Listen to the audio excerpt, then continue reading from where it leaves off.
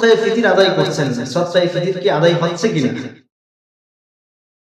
আমাদের সদকায়ে ফিতর আদায় হচ্ছে কিনা, আমরা এই ব্যাপারে খুব উদাসীন।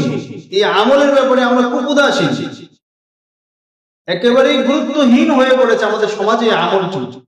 আমরা এই আমলটি করতেই চাই না, সর্বনিম্নটা সবাই বাছাই করি। অথচ হাদিস গবেষণা করলে সদকায়ে ফিতরের ব্যাপারে মোট 5 প্রকারের খাদ্যের বর্ণনা পাওয়া যায়।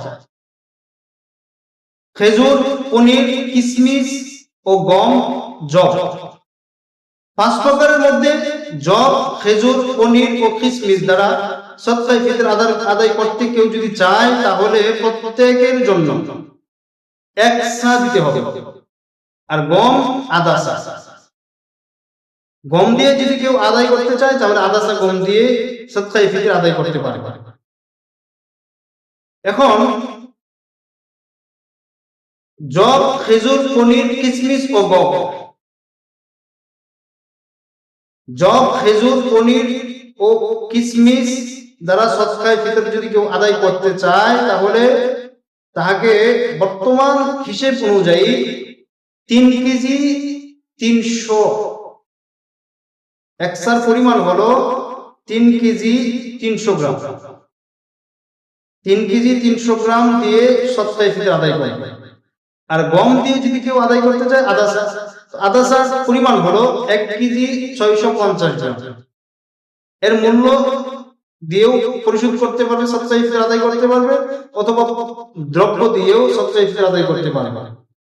আমাদের যে বিষয়টা লক্ষণীয় সেটা হলো যার যতটুকু সামর্থ্য আছে, কারো পনির দিয়ে, কারো খেজুর দিয়ে, কারো কিশমিশ দিয়ে, কারো যব দিয়ে সামর্থ্য আছে, সদকায়ে ফিতর আদায় করে, এইগুলো দিয়ে আদায় করে। এখন আমাদের সমাজের অবস্থাটা হলো সবাই শুধু গম হিসাব করি, গমের হিসাব করে আমরা সদকায়ে ফিতর দিয়ে দিচ্ছি। অথচ একজন আধোয়া খেজুর দিয়ে আধোয়া খেজুরের মূল্য পরিশোধ করে সে সদকায়ে ফিতর আদায় করতে পারে, তার সামর্থ্য আছে, আল্লাহ তাআলা তাকে সামর্থ্য দিয়েছে। কিন্তু না, সেও গম দিয়েই সদকায়ে ফিতর আদায় করছে, গমের মূল্য দিয়ে সদকায়ে ফিতর আদায় করছে।